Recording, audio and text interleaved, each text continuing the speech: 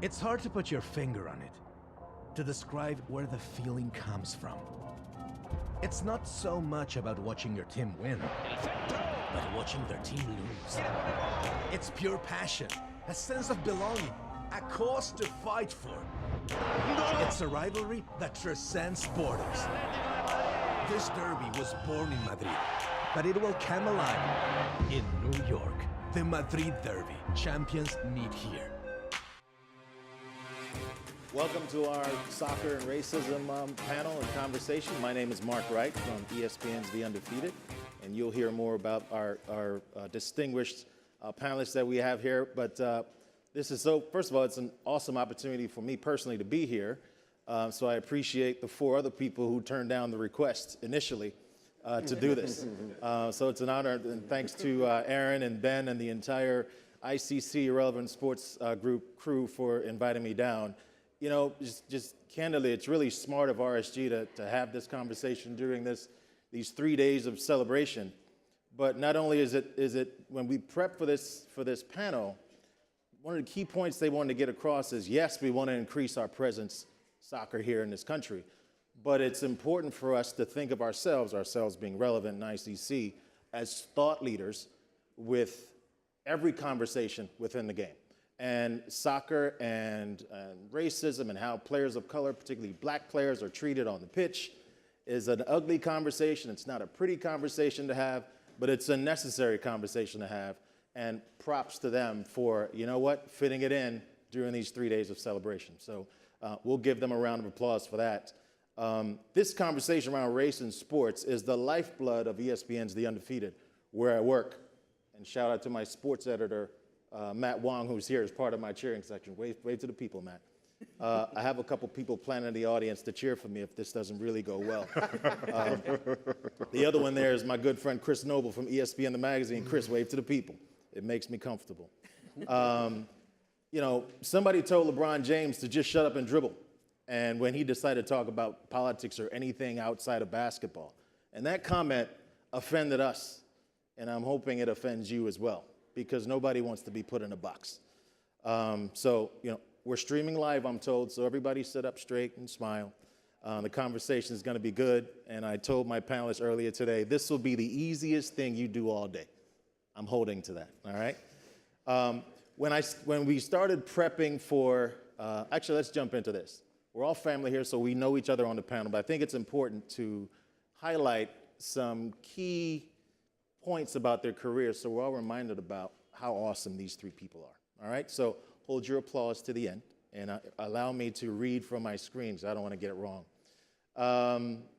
Her 175 international appearances as one of the first African-American professional female soccer players helped significantly diversify the sport here and abroad. Bullet 1. Named starting goalkeeper for the U.S. women's national team in 1994 and led the team on an illustrious run that included 2 Olympic gold medals.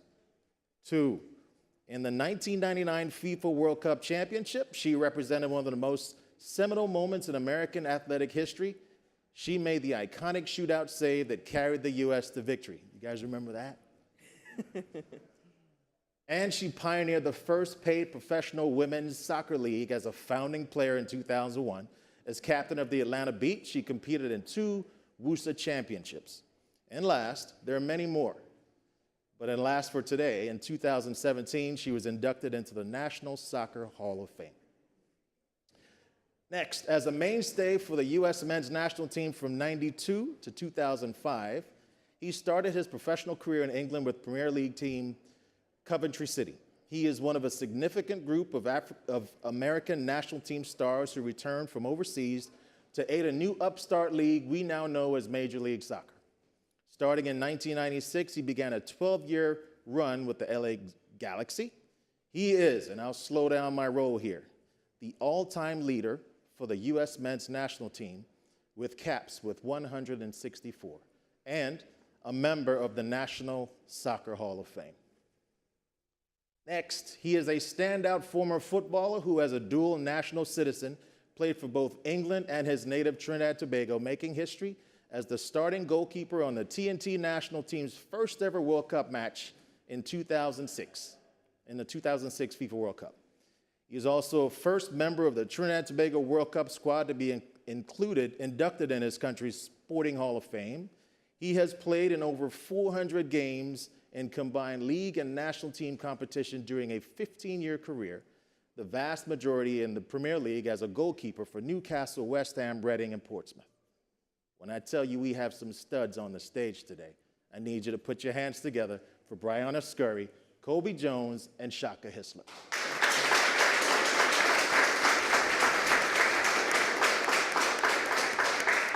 Good job.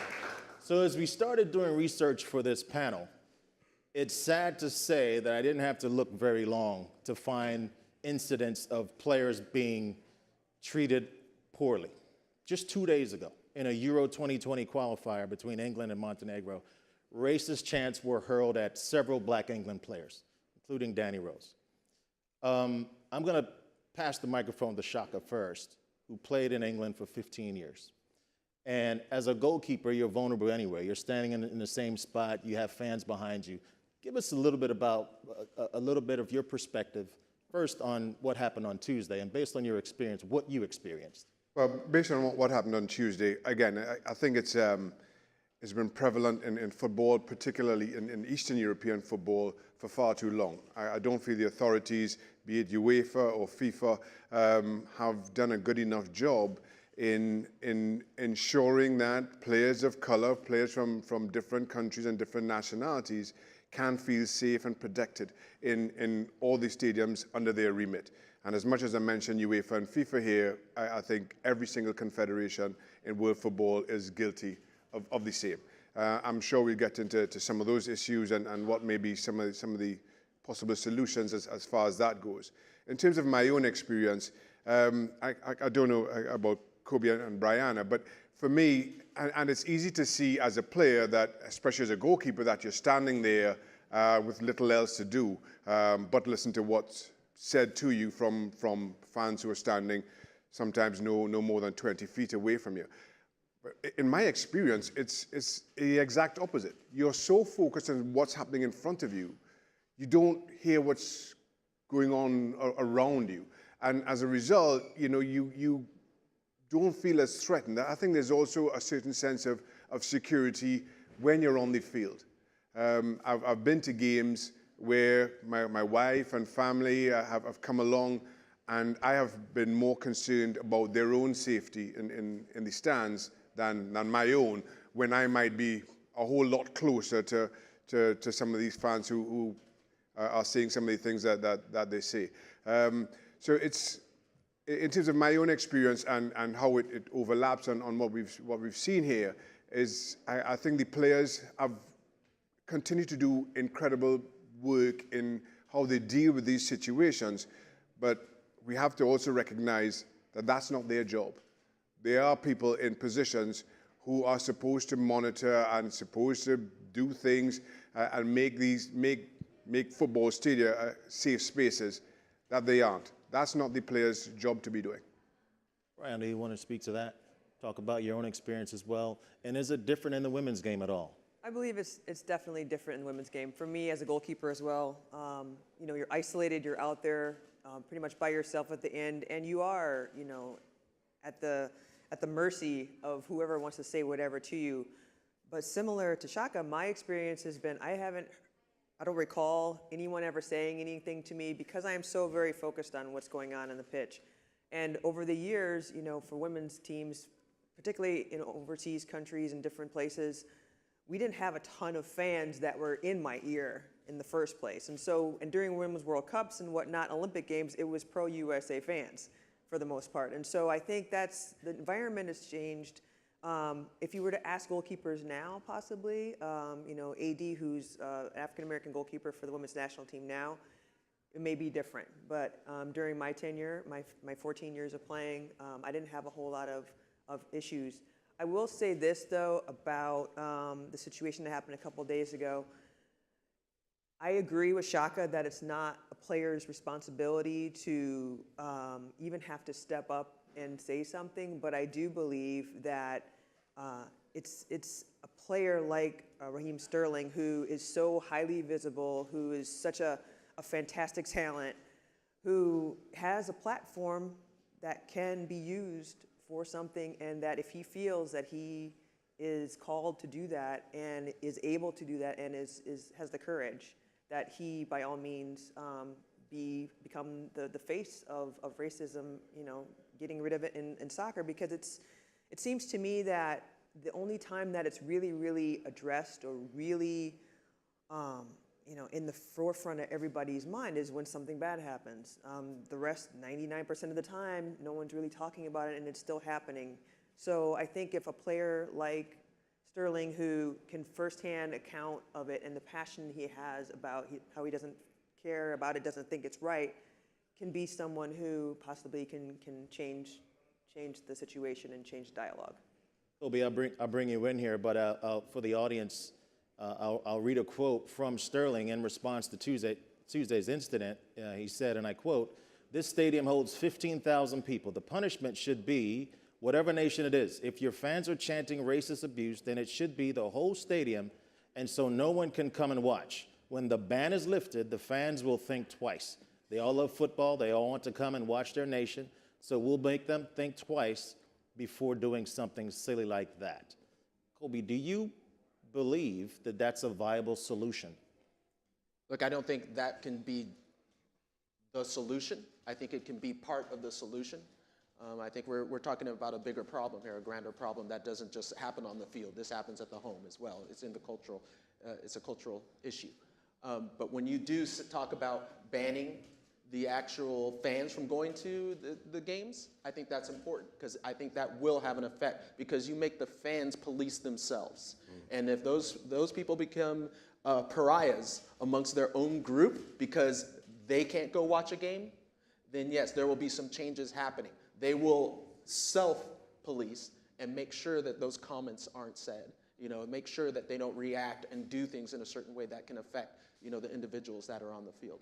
Now, jumping really quickly, being the person that ran up and down the field, I agree with you guys all the time, is like you get in a zone while you're playing the game, so you don't particularly hear all the issues and everything that are going on in the stands, where I think that's where the prevalence of this racism comes about, right? And I dread to think that my family would be in there and hear some of the things that do go on. I do, from experience, know that at those times when you do drop out of the zone, so to speak, when you go to pick up a ball on the sideline, and the fencing is right there and there's people screaming stuff right in your face, that's when you can hear it. That's when you can tell that things are going on.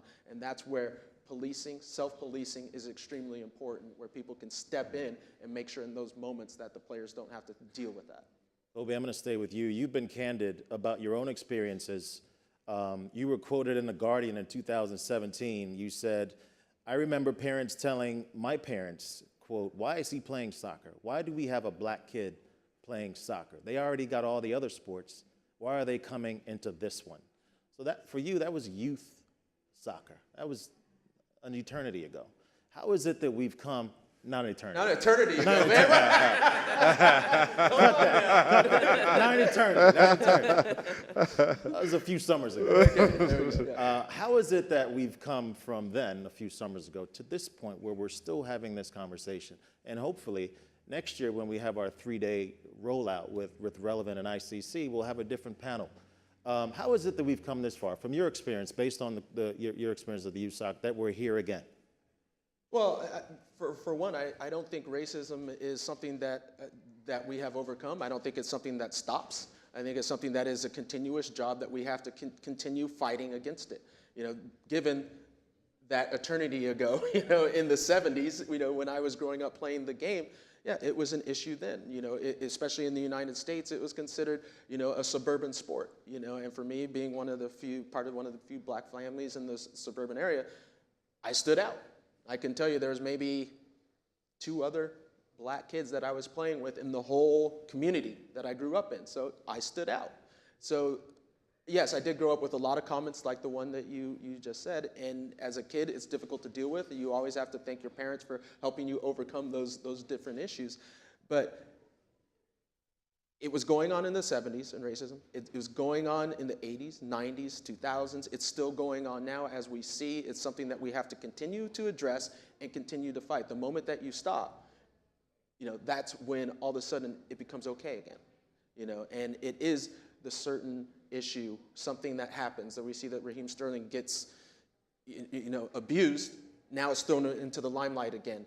And I think it's important that we make sure that we address it now and try to find a way where we are continuously talking about it and continuously, more importantly, doing something about it.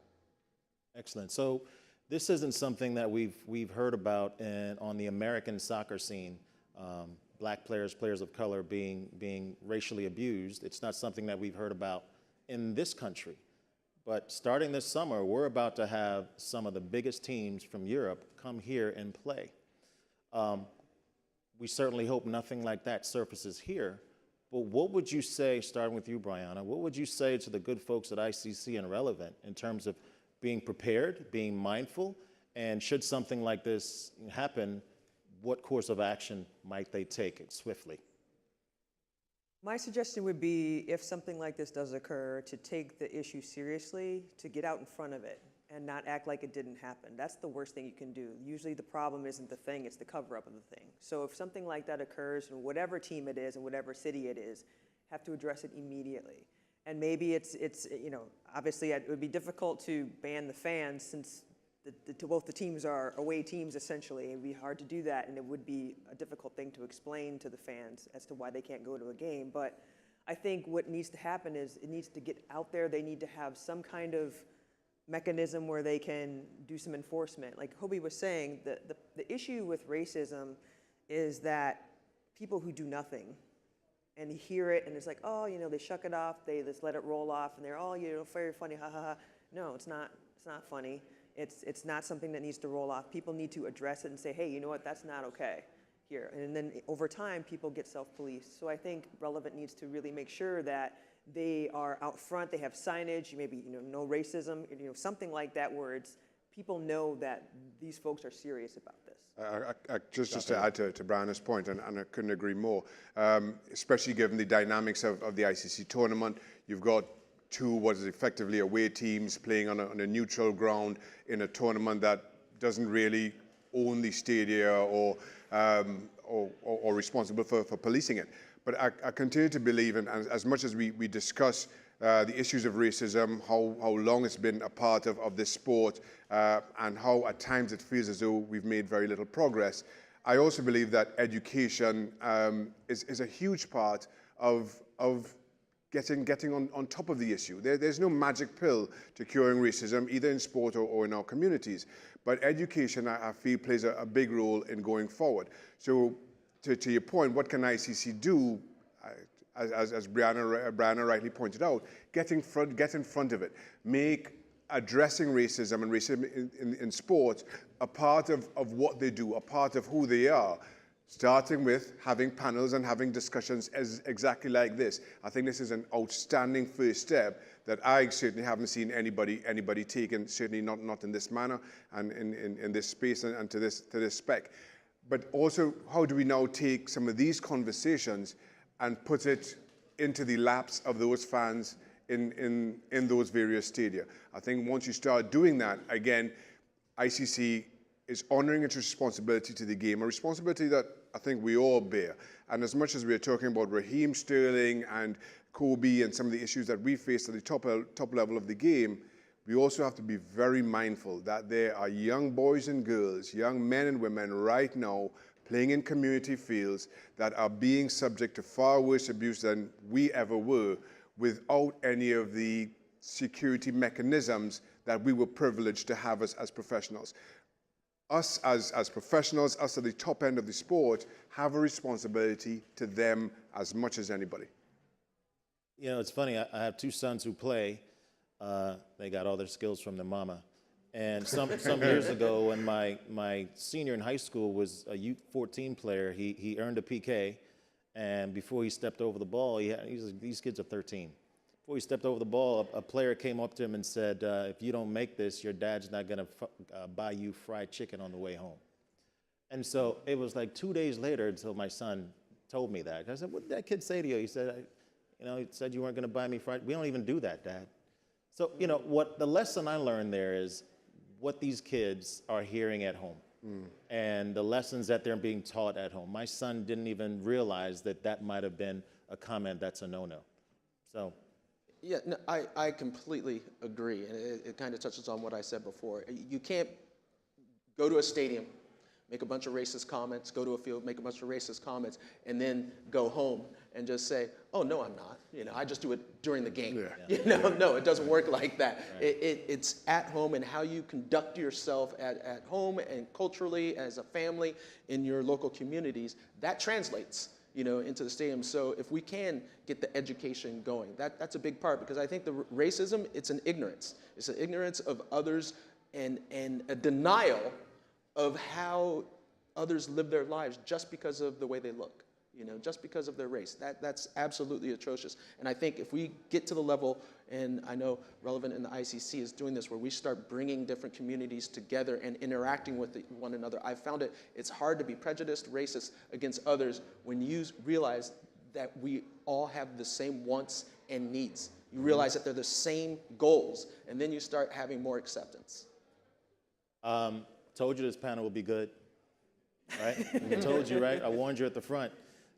So, you know, we've seen the EPL, the FA, UEFA, FIFA, they aren't without their slogans, right? Your say no to racism, kick it out, step and repeat before the game, guys come up, take a picture, and it seems like it's there and it's gone. It feels a little check the box-ish to me. I know it's something, but I feel like we need to do a little bit more than that. It's almost like a tax write-off, at least. Mm-hmm.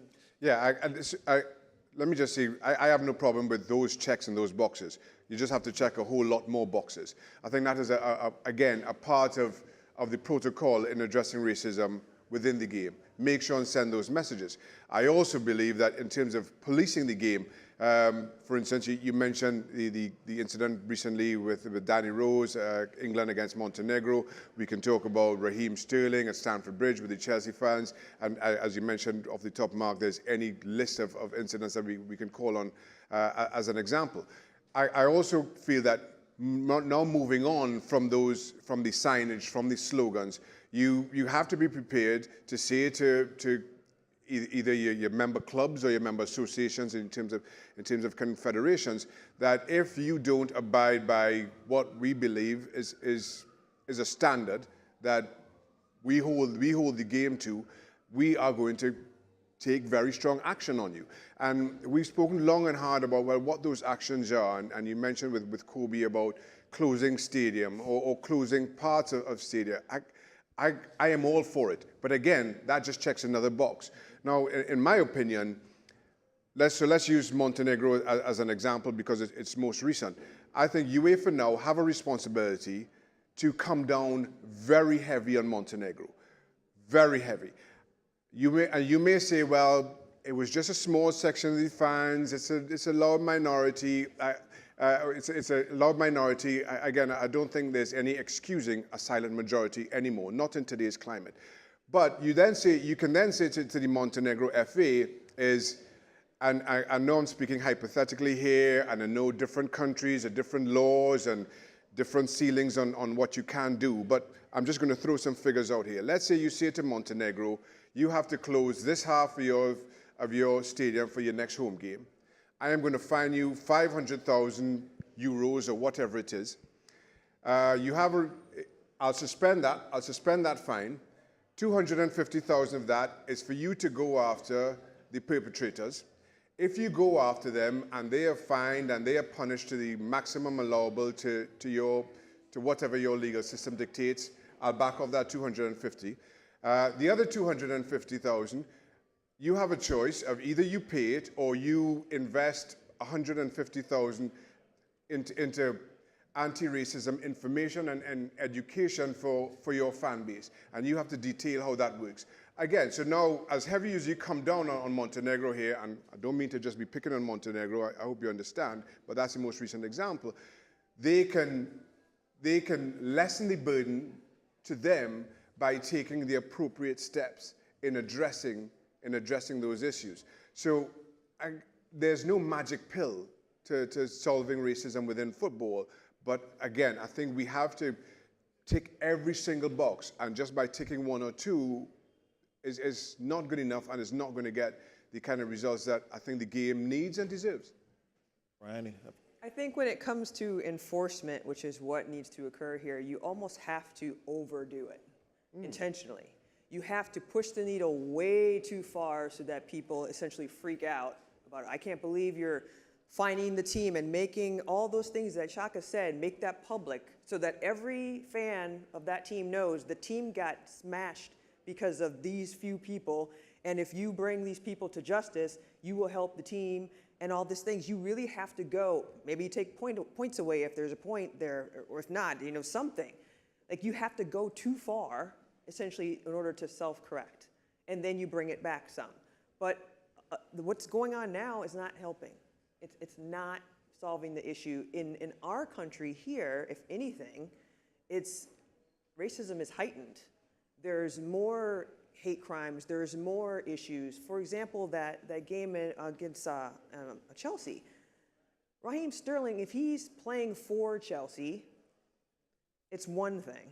If he's playing against Chelsea, it's another thing. But those fans aren't going to be saying anything when he has the England jersey on because he's playing for them. So it complicates things to me because if this man is perceived as your guy and he's black, you go score that goal, cheer you all day, drink to your name and all this stuff, club and country and let's go. If he's on the other team, all of a sudden, what you're thinking about saying to him, instead of just maybe cheering and applauding his great player, not saying anything at all, you're going to go to that lowest possible level and insult him. When you know darn well you wouldn't do the exact same thing if he was wearing your jersey color. Right. And it's mind-boggling to me. I think the bottom line there is he's really not your guy. Right. Right? Exactly. I'm going to stay with you, Brianna, because you're on a roll. I've read where you said after you moved, now I hope I've got this right here. The interwebs sometimes will trip you up. I've read where you said after you moved from Minneapolis to Dayton is when you first encountered discrimination. You were 12 and you played on your first soccer team, which was an all-boys team. Tell us about that experience, which might have been the beginning of your life, I think, as a trailblazer. Not only did you break the racial barrier in the game, but you're also the gender barrier as the only African-American girl on an all-boys team. Tell us about those, because those experiences when you're super young mark can really chart the rest of your life. So tell us about that, selfishly, please. It's like me and you talking here. Yes, of course. Well, my parents moved from Minneapolis to the suburbs when I was really young, and I was always a very athletic and active child. And I said to them that I wanted to play sports, and they were all for it and very supportive of it. But I was always the only African American in every sport I played, in every league, on every team. That first experience on the boys' team, the boys were very, very good about it. I think they had more issue with having a girl on the team than they did having an African-American girl on the team, but when they saw I could play, then it was something else completely different. Then they were all for it. And so it was very interesting for me growing up, and people ask me about this a lot because I've always been the only. My entire youth career and much of my intermediate career as well. I think the ways people perceive me is because I'm quality and because I'm athletic and because I have talent, then it's almost like a color blindness, so to speak, which isn't necessarily better, it's just different. And I think because I was their girl, like I was saying earlier, then it was, go Bri, go, you're awesome, you're amazing, you're this, you're that. Now, it would be interesting if it were the shoe on the other foot, maybe if I wasn't their girl, then maybe it might have been something else. But I have never had an issue on the pitch of any kind. Now, if I had issues off the pitch in my personal life and, at the bus stop and whatnot, when I was the young 12-year-old girl trying to catch the bus with all the older boys and whatnot, then I had issues. They used to call me, darky or chocolate or something like that. And the next day I'd go home and tell my family and my sister would handle it. So then that was the end of that. And you can imagine what that meant, And so then, but what did she do? She over-course corrected. And it was one and done, and it never happened again. Well, that's so where that's that where I get that from. correction came from. It comes out. Okay. That's right. Okay. So we're all close to the game. We have kids who play. We coach kids. We're involved with clubs. When we have these conversations, and Kobe, I'm looking to you now. We have these conversations with young players. Are these some of the topics and messages that are coming out inside of the conversation about tactics and formations? Look, when it comes, to the young kids, when we're on the field, it's about the game. It's about their playing the game and what they can do. And there's an overarching lesson that's put out there about not letting anything affect you and what you want to do on the pitch. Now that goes not only to on the pitch, but in life. So that kind of bleeds into everything I try to deal with when I'm talking to young children. At some point, I do a lot with the underserved communities. They're going to run into these issues and run into these problems, and I hope the life lessons or the soccer lessons can be translated into life lessons. That's the most important part. I want to get out there that, hey, look, you can overcome, difficult situations. You can be on a team, and you don't have to like everybody on your team. Because when you get older, you're not going to like everybody you work with. But that's part of the situation you're going to be confronted with. Can you overcome these obstacles, put them to the side, deal with them when you can to make sure that you yourself excel in what you want to do? I just have to jump in here and say, after hearing Brian and Kobe speak, and just to put things in perspective, I grew up in Trinidad and Tobago, so where I was an ethnic majority. But hearing their stories, you can't help but feel overwhelmed. Well, not overwhelmed isn't the right word, but what it shows to me is the game leads. Everybody, well, not everybody, but I often hear that, well, what you see within stadiums and what you see around the game is just reflective of the community outside of that. What's happening outside is of course going to happen within the stadiums. And what their stories say to me is, no, it's the opposite. It's how I felt. What we have in the stadiums, we can take outside. We can take into our communities, allow the game to lead, just as these two have in their own communities. To your point initially, with LeBron James, shut up and dribble. No, the game leads. If we take our responsibility to the game, and as leaders, not just on the pitch and what happens on the scoreline and our own individual performances, but what we do and how we conduct ourselves and the messages that we teach each other within our dressing rooms and within those football stadiums, how great the impact can be in our own communities. And these stories, again, for me, just underline exactly how important individuals like these two are to our communities. Well said, well said. And as the sole Jamaican on the panel, I'm going to give props to the Trini on the panel and prove that a Trini and a Jamaican can get along on the same team. We can. So the other point of it is, and we're all in this room again, we're all in the same team. We're journalists, we're media, we're consumers of the game, we're analysts. It's really all of our responsibility. They tell you when you walk through the airport, you see something, say something, or the train station, you see something. If something's happening around us, we all have to, it is my responsibility and other media in the room to write about this, to talk about this, because we have the microphone. So I think we're gonna give you an opportunity as you think about your questions and give the audience an opportunity to ask some questions at this point. Anybody? Yes, sir. Nice and loud.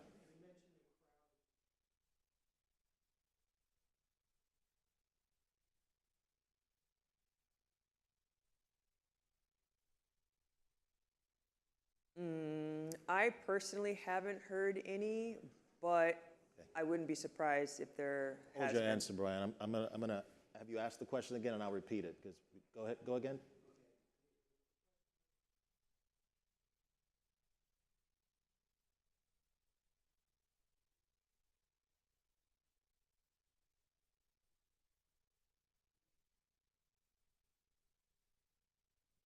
Right. The question is, have you had, as players, had players from the opposing team hurl comments at you or misbehave in this fashion? Right. I have not had any other players from other teams say any racist comments to me. However, I'm not going to say that that hasn't occurred with other teammates I've had. I'm sure, and we also had several lesbian teammates I've had over the past, including myself, and I'm almost certain there's been something said to them from other players on other teams about that. As far as I'm aware, no. And I say as far as I'm aware because as we all have done. We've played many different countries and against players whose languages we don't speak. So I'm not going to say definitively that is a no, but as far as I am aware, I haven't had anything. I can happily say nothing I'm aware of. Well, for me, unfortunately, yes, without a doubt. I have had racist comments, made to me directly right in my face as, it's an ugly situation, but it's one of those things where I've learned to, overcome it. I mean, like you mentioned, 164 times for my country, there's bound to be some types of comments that go out there, where you're, and I understand, I do give a tiny bit of leeway when tensions are high, and things just kind of pop in people's minds. So I understand that, but when it's something where you're standing face to face and it comes over and over again, that's when I know that it is more than just a mistake. It's more just than a quick thought. It's thought out and what they're going and planning to do. More questions? Yes, ma'am. Oh, hello. It's a microphone.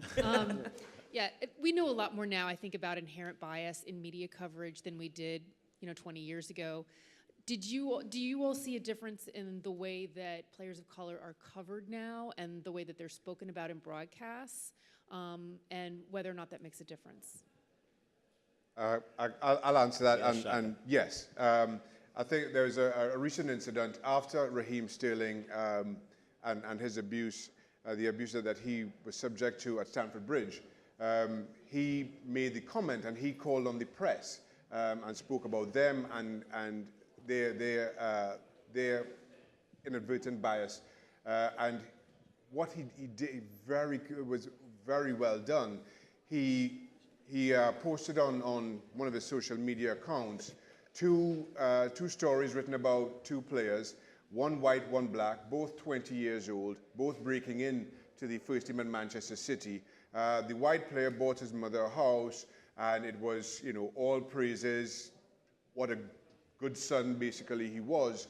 And the black player, whose name slips me, it was such and such a player, hasn't even made an appearance, splurges on a house or something of the sort, when both players just, with their money, bought their mothers a house. It also showed, he also posted, both he and Harry Kane had gotten married recently. And it was Harry Kane, or proposed to their girlfriends or something of the sort. Congratulations to Harry Kane, such and such and such. Raheem Sterling finally makes his girlfriend an honest woman or something of the sort.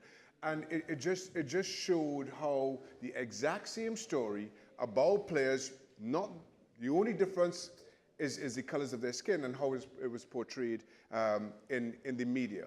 I also believe, and that we have a responsibility, and you see it more when analyzing teams, and it's something I have been very careful of in my own duties with the ESPN. There's a, I don't want to say temptation is the right word, but when you're talking about black or say the African teams, there's always, they're athletic, they're powerful, they run fast. Whereas if you're analyzing, and I accept it, it's an easy get out if you don't know the players that well, but if you, speaking about an Eastern European team whose players you may not know either, you don't go to that list of adjectives. And I think that is something that we as journalists have to be more careful of, our language and how it feeds in to that bias through just our being, as I say, absent-minded. We have to be more careful. I'm going to chime in here. I'd also say the lack thereof of coverage as well. I think there is I can't remember the exact game, but I'm not sure how many people here know it, but the U.S. men's national team just played a game, I think a couple of months ago, where I think it was for the first time ever, every player on the team was a black player. Now, I didn't see a ton of articles, about it. I would think that's a historic moment, in U.S. soccer history with the U.S. men's national team. Every player on the field. But I think there was maybe one article, and even when you try to look it up, it's difficult to find. But that's a historic moment. So I would say it's also the lack of coverage in noticing these important moments that give, back to the black community that sense of pride within the game. I think we've got to make sure that those moments of history, are brought to the forefront. And, Shaka, you made a great point about Raheem Sterling calling out the press, and I remember that specifically. It also tells us that they're paying attention, right? Not everybody's Raheem Sterling, not everybody's eloquent enough to do that, but it also tells us that they're paying attention, and it does get under their skin, and they do want to use their platform for the greater good. But there's one Raheem Sterling, and then there's thousands of other players who don't have the platform like he does. So, any other questions? Yes, sir. Hi.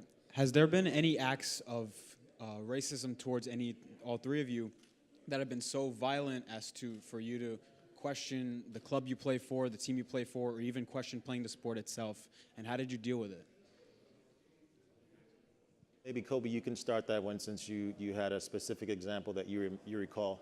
Yeah, well, the acts of racism was from a opposing team, and then, just with the nature of the game, I guess I could look back and wonder, okay, were any of the tackles or things that happened to me excessive or extraordinarily violent?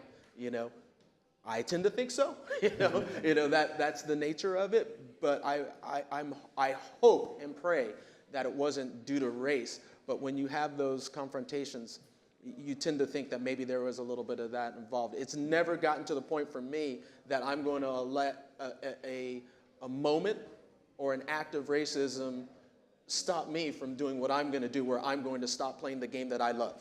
No, not without doubt. And I would espouse that to everyone, espouse that to every kid out there. Do not let an individual or a group of individuals affect what you want to do in your future. We're in the 88th minute here, no extra time. We have time for one more question, so if you're going to ask it, make it good. Who we got? I make you nervous? Yes, sir. Do you think things are getting worse given kind of the political climate around the world right now? Shaka, take that one. No, I don't think the current political climate isn't making it better. Let me just say that. But I don't think it's getting worse. I think we've had an issue within the game for quite some time that at times maybe has bubbled under the surface, and at times I think we've been a little bit too willing to dismiss and rather lazily dismissed by just saying, well, things aren't as bad as they once were. But I think Kobe addressed this earlier. From the time we get complacent, from the time we start to accept things as they are as being good enough, that's when it comes back to bite you. So short answer to your question is no, but there's still a long way to go. It doesn't make our work any easier or any less important. Well, that is the end of our panel. As the resident weakest link on the panel here, I want you to put your hands together and give a round of applause for our panelists. Thank you very much. And I encourage you to continue the conversation wherever you are and whoever you are. All right? Have a great rest of the day. Thank you.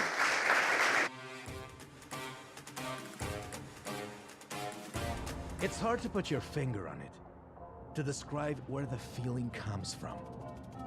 It's not so much about watching your team win, but watching their team lose. It's pure passion, a sense of belonging, a cause to fight for. It's a rivalry that transcends borders. This derby was born in Madrid, but it will come alive in New York. The Madrid Derby. Champions meet here.